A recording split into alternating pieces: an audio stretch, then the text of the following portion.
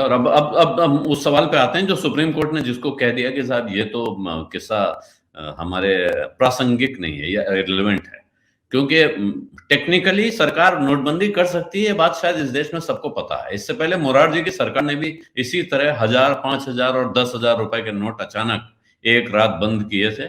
अगले दिन सुबह अखबारों में खबर छपी थी, और वहां तो ये वक्त भी नहीं दिया गया था जितना वक्त इस वक्त मिला है इस बार की नोटबंदी में। तो मैं कुछ एक छोटा सा टुकड़ा सुनाना चाहता हूं। रविशंकर प्रसाद जी ने कहा क्या क्या हासिल कर लिया है सरकार ने नोटबंदी से। हमारे साथी अरीब हैं, अगर वो क्लिप आप सुना सकें, जो 2-3 चीजें उन्होंने अलग अलग जगह कही, उनको जोड़ के मैंने एक जगह किया है, तो उसके बाद हम प्रोफेसर मेहरोत्रा की बात चलेंगे। यानी सिर्फ 1-1.5 महीना पहले भारत में 730 करोड़ डिजिटल ट्रांजैक्शन हुआ, वर्थ 12 लाख करोड़ की। नोटबंदी के बाद 2,38,000 फर्जी शेल कंपनियां पकड़ी गई कि नहीं पकड़ी गई। The most important point I would like to highlight, the informal sector's involvement in the economy has got reduced from 52% to 20%. ये तो ये दावे कर रहे हैं रविशंकर प्रसाद, और इसके साथ अगर आपने वो प्रेस कॉन्फ्रेंस सुनी हो तो और भी बहुत सारे दावे किए उन्होंने, जिनमें उन्होंने कहा उस बारे में बात करने की जरूरत नहीं है, वो सब तो आप लोगों को मालूम ही है। अब इस बारे में हम क्या बताऊं, ये सब आप जानते ही हैं, ये कहते हुए, लेकिन ये कुछ स्पष्ट दावे हैं। ये वीडियो दोनों जो हमने रविशंकर प्रसाद के दिखाई, ये भारतीय जनता पार्टी के ऑफिशियल यूट्यूब हैंडल से उठाए हैं, और इसके लिए हम उनके आभारी हैं। इसका कॉपीराइट वगैरह का क्लेम कोई दूसरा करे तो वो सही नहीं होगा। प्रोफेसर मेहरोत्रा, जब नोटबंदी आई थी तब इस सरकार ने कुछ दावे किए थे, साथ में प्रधानमंत्री ने यह कहा था कि अगर ये पूरा नहीं होता है तो आप मुझे चौराहे पर ले जाइएगा। आज की तारीख में उनकी पार्टी के नेता, वो बहुत छोटी सी क्लिप है इसलिए मैंने काट के नहीं लगाई, लेकिन रविशंकर प्रसाद राहुल गांधी से कह रहे हैं अब आप सॉरी कहिए, माफी मांगिए। तो क्या राहुल गांधी को अब माफी मांग लेनी चाहिए सुप्रीम कोर्ट के इस फैसले के बाद, और ये सारी बातें सुन के मान लेनी चाहिए कांग्रेस पार्टी को जो रविशंकर प्रसाद कह रहे हैं? एक चीज और उन्होंने कही, और क्योंकि आप योजना आयोग के सदस्य रहे हैं उस दौर में, इसलिए आपसे सवाल पूछूं। उन्होंने कहा कांग्रेस पार्टी ऑर्गेनाइज तरीके से इनफॉर्मल सेक्टर को बढ़ावा देती रही है, और उस इनफॉर्मल सेक्टर को उन्होंने बताया कि कहां से कम करके कहां तक ले आई है नोटबंदी। जी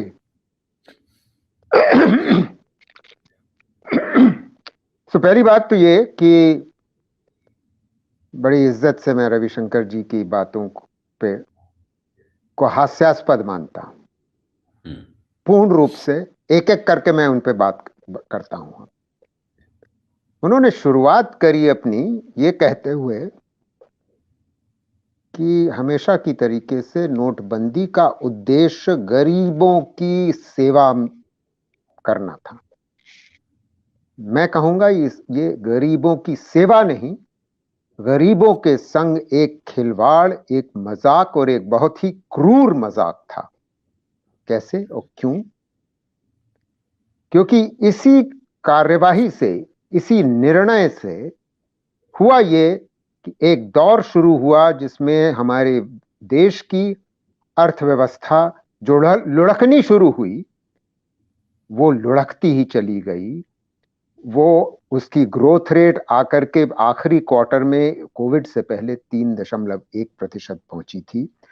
बेरोजगारी 17-18 में ही, 2017-18 में, यानी कि जिस साल इन्होंने नोटबंदी करी उसके अगले ही साल, भारतीय सरकार के आंकड़े बताते हैं कि बेरोजगारी 45 सालों में के उच्चतम स्तर पे पहुंची।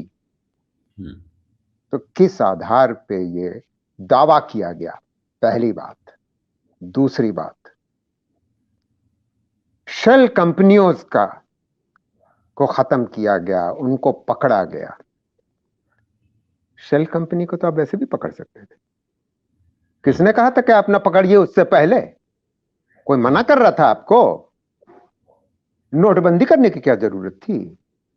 आम आदमी की, असंगठित क्षेत्र की और एमएसएमई की छोटी इकाइयों की वाट लगाने के लिए तो आपने नोटबंदी कर दी, यानी कि गरीब के ऊपर एक आघात किया, तो शेल कंपनीज को भी आप कर सकते थे अगर इतनी जबरदस्त आपकी पावर है। दूसरी बात, तीसरी बात, टैक्स कलेक्शन जो पर्सनल इनकम टैक्स पेयर्स हैं, यह दावा किया गया कि उनमें 18% की बढ़ोतरी हुई। क्या कनेक्शन है नोटबंदी से? कोई लॉजिकल कनेक्शन इन्होंने ड्रॉ नहीं किया। एक भी दावे में कोई लॉजिकल कनेक्शन नहीं है, क्योंकि टैक्स कलेक्शन तो आप वैसे भी कर सकते थे अगर आप सही नीतियां अपना रहे होते। चौथी बात, इनफॉर्मल सेक्टर में कमी आई 52% से 20%। आंकड़े कहां से आ रहे हैं? आप बता रहे हैं हमको कि आंकड़े कहां से आ रहे हैं? ये कौन से आंकड़े हैं?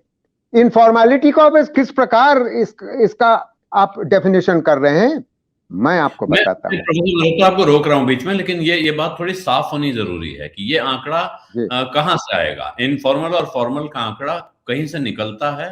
अगर हम इस आंकड़े का सोर्स मांग रहे हैं तो वो कहां से मिलना चाहिए जिसको भरोसा किया जाए? मैं बताता हूं। मेरा अगला वाक्य वही होने वाला था आलोक जी, क्योंकि मैं इस विषय पे सुबेरे शाम दिन रात शोध करता हूं। I was chairman in Jawaharlal Nehru University, India's top-ranked university, of the Center for Labor and the Center for Informal Sector and Labor. तो मुझसे ज्यादा और इस विषय में और कौन जानता होगा? ये बात बहुत साफ-साफ तो मैं बताता हूं।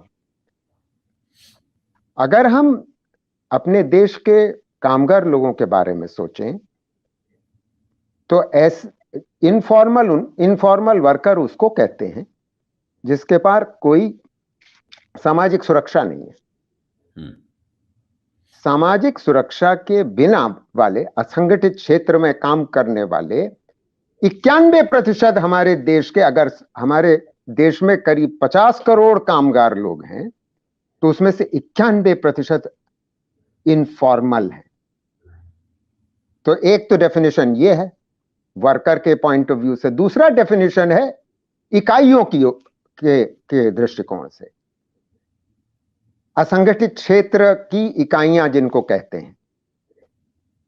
तो उसके बारे में आंकड़े हमारे पास हैं, क्योंकि भारत सरकार का मिनिस्ट्री ऑफ स्टैटिस्टिक्स का national sample survey organisation is unorganised sector survey आखिरी बार 15-16 में किया, तो उसके बाद 19-20 में भी हो चुका है, मगर वो 19-20 वाले आंकड़े जारी नहीं हुए। 15-16 के आंकड़ों पे मैंने जबरदस्त शोध किया है और मेरे उस विषय पे कई पर्चे हैं।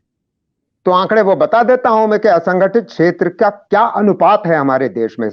गैर कृषि क्षेत्र की बात कर रहा हूं, तो गैर कृषि क्षेत्र में 90% से अधिक है असंगठित क्षेत्र। तो ये कौन सा 52% और कौन सा 20% है ये भाई इनके दिमाग में? ये भारत सरकार है, हमको क्या बता रहे हैं ये? हमको ये पट्टी पढ़ाएंगे? चौथी बात। पांचवी बात, मतलब ब्लैक मनी का डिस्क्लोजर हुआ, फलाना डिमाका हुआ।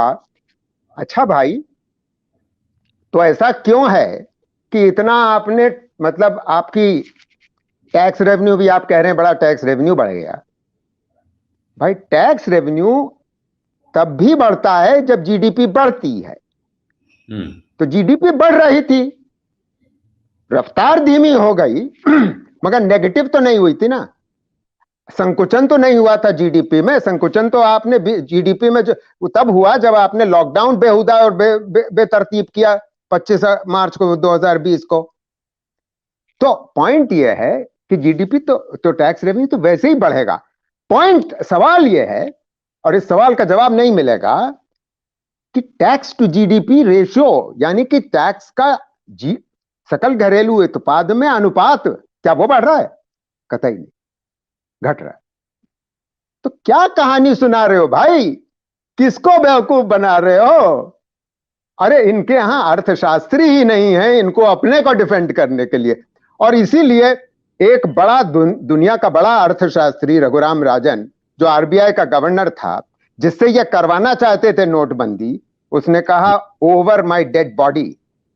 अब वो छोड़ के चला गया, सितंबर में छोड़ के चला गया और एक दूसरे सज्जन को अपॉइंट किया गया। और मैं ये आखिरी दो बात कह करके अपनी बात खत्म करूंगा आलोक, कि ये आरबीआई ने जो इनका साथ निभाया, और उसके बारे में अगले दौर में हम चर्चा कर सकते हैं, क्योंकि वो चर्चा करना बहुत जरूरी है, क्योंकि हमारे जो 4 जजेस हैं उन्होंने आरबीआई ने साथ निभाया, उसकी बड़ी दुहाई दे रहे हैं, उसके बारे में सफाई होना आवश्यक है। इसलिए मैं अभी, क्योंकि इस दौर में मैं काफी बोल चुका, मैं ज्यादा नहीं कहना चाहता, मगर इतना कहना जरूरी है कि आरबीआई ने अपनी नाक कटा ली है। और दुखद बात यह है कि ये जजमेंट ने भारत सरकार को एक कार्ट ब्लांच दे दिया है, यानी कि एक खुली छूट दे दी है कि अगली कोई सरकार या यही सरकार इसी किस्म के बेहूदे